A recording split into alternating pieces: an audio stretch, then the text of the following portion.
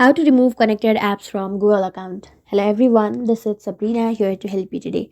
So without any further ado, let's get right into the video. First, open your Google application. Then from your top right corner, go to your profile icon. Now, go to manage your Google account.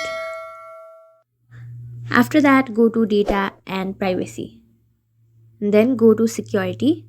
Scroll down and then here all your apps that are connected with your account will appear over here.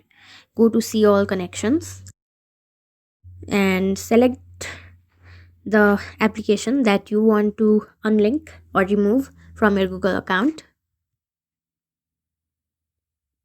and then you will be able to delete all connections from this button. Confirm it and done.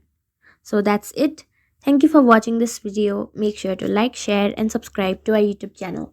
If you got any questions, comment them down and I'll get you in the next one.